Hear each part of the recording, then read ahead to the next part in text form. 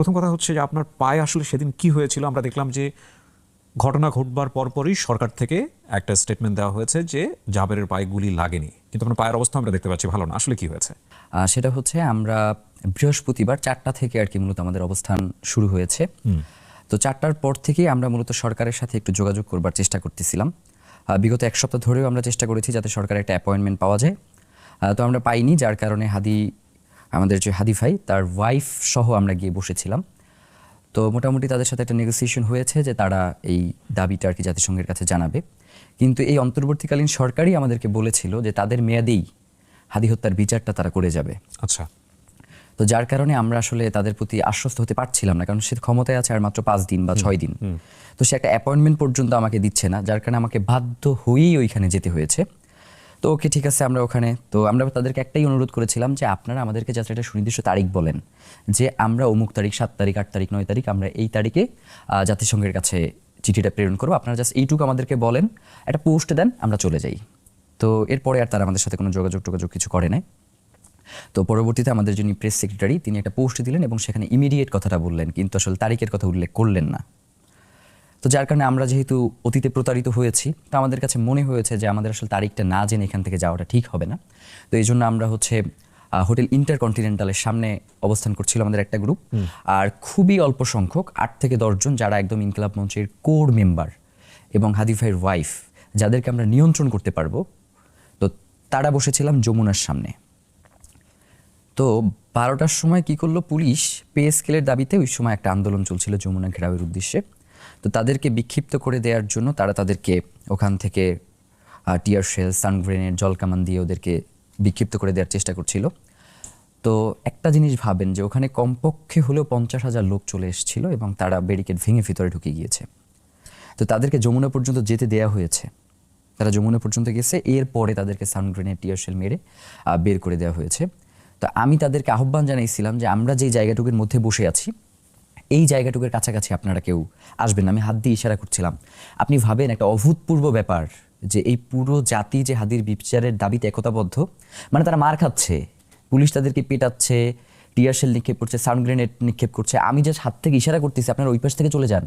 এই পুরো ক্রাউড আমাকে অতিক্রম না করে তারা এক সাইড থেকে চলে গেল। ওয়াও! মানে এই পুরো জায়গাটা শুধু আমি এবং সালাউদ্দিন আমরা এই দুইজন শুধু হাত দিয়ে তাদেরকে ওই পাশ থেকে যাওয়ার জন্য বলতেছিলাম। সে কিন্তু কন্টিনিউয়াস মাইর খাইতেছে এই সময়। তো হঠাৎ করে মানে পে স্কেলের যারা দাবি, তাদের সাথে আমাদের একটা নির্দিষ্ট দূরত্ব এবং সেটা বেশ ভালো। একদম আমরা যেখানে বসে আছি আমাদের ঠিক মাঝখানে একটা সান গ্রেনেড মারলো, একদম মধ্য বরাবর। এই যে আমাদের এই সার্কেলটা একদম মাঝখানে, জুমার নামাজের আগে। তার মানে আপনারা খুব বেশি সংখ্যক ছিলেন না? না, আমরা জুমার নামাজের আগে আমাদের সংখ্যাটা ছিল 100 থেকে 150। এবং আপনারা কোনো পাবলিক ক্রাউডকেও আগে থেকে আহ্বান করেন নাই? না না না না না, আমরা বলেছি জুমার নামাজের পরে আসবার জন্য, Okay. যেহেতু এখানে পে স্কেলের দাবিতে একটা গ্রুপ আসছে। ওকে। তো হঠাৎ করে তারা মাঝ বরাবর এটা মারলো। তো তখন একটা ভিডিওতে দেখবেন যে আমি যে রমনা জোনের যে ডিসি মাসুদ ভাই, তাকে বলতেছিলাম যে ভাই এইটা আমাদের সাথে কি হইলো। মানে আমি তো পুরো জায়গাটা তাতে কোনো ধরনের বিশৃঙ্খল না হয় এই জন্য নিয়ন্ত্রণ করতেছি, আপনি তার ভিতরেই কিভাবে সাউন্ড গ্রেনেড মারে পুলিশ।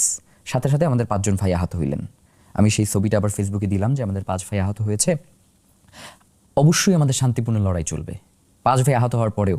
এরপরে আমরা ওইখানে বসেছিলাম এবং জুমার নামাজ আমরা ওইখানেই পড়েছি। জুমার নামাজের পরে ওখানে বসেই আমরা স্লোগান দিচ্ছিলাম।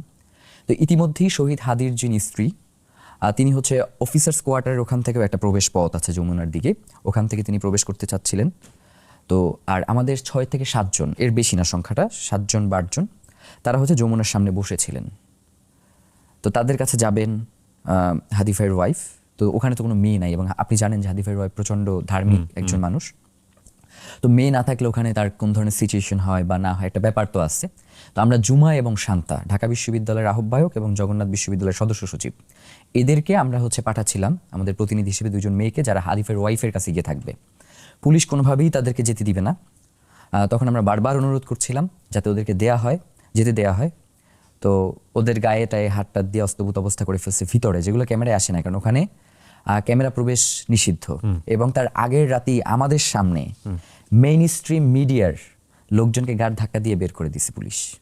মেইন স্ট্রিম মিডিয়া আমাদের সাক্ষাৎকার নিতে আসবার কারণে। তো পরবর্তীতে ওদেরকে কোনোভাবেই যেতে দিচ্ছে না। তো আমরা আমাদের আরও দুজন প্রতিনিধি ওদের কাছে পাঠাইলাম যে ওরা তো ওই আরেকটু সামনে গিয়ে ওরা ওইখানে আবদ্ধ ছিল, তো ওদের অবস্থা দেখবার জন্য আমরা আরও দুজনকে পাঠাচ্ছিলাম। তো ইতিমধ্যেই ওরা একটু ক্যামেরা দিয়ে ভিডিও করতেছিল যে ওদের সাথে কী আচরণটা করা হচ্ছে। এবং আরেকটা হচ্ছে ব্যাপার যেটা, এদের প্রত্যেক নেম প্লেট খুলে ফেলছে, ও পুলিশ নেম প্লেটগুলো খুলে ফেলেছে এবং মুখে মাস্ক পরা। তো আমাদের যেই জুমাস ওকে মারতেছিল, ও জাস্ট হচ্ছে যাতে মিডিয়ার সামনে মুখটা আসে। দেখবেন যে একটা কথা বলা হচ্ছে যে জুমা পুলিশকে মেরেছে, তো ওখানে মূলত ওই পুলিশের মাস্ক পরা ছিল যাতে মিডিয়ার সামনে, এবং নেম প্লেট ছিল না, মিডিয়ার সামনে যাতে ওর চেহারাটা আসে, এই জন্য ও মাস্কটা খুলে দেওয়ার জন্য হাত বাড়াইছিল, যেইটাকে পরবর্তীতে ফ্রেমিং করা হয়েছে যে পুলিশের গায়ে হাত দিছে, ওর গালে আঁচড় টাচড় দিয়ে, মানে হচ্ছে এগুলো তো পুলিশের প্রফেশনালিজমের মধ্যে একদমই যায় না, এবং বুট জুতা দিয়ে পাড়াইটারে অস্তভূত অবস্থা। তো এটা করছে, ওকে ঠিক আছে। এরপরেও আমাদের ক্রাউড পুরো শান্তশিষ্ট, কারণ আমি বলছি যে আমার কথা ছাড়া কেউ কোনোভাবে এখান থেকে একটাই করবে না, তাহলে আমরা মনে করবো যে আপনারা হাদি হত্যার বিচারের জন্য আসেন নাই, আপনারা এখানে কোনো ধরনের গন্ডগোল তৈরি করবার জন্য আসছেন। ওরা কি করলো, জুমা এবং শান্তাকে এবং আমাদের যে আরও দুজন প্রতিনিধি পাঠাইলাম যাদের ক্যামেরা নিয়ে, ওদের কাছ থেকে মোবাইলগুলো কেড়ে নেওয়া হইল, ওদেরকে এলো পাথারি পিটানো হইল, মাথায় আঘাত করা হইল, রক্তাক্ত অবস্থা। জুমা শান্তাকে কিছুক্ষণ পর আমাদের সামনে এনে মারা শুরু করলো।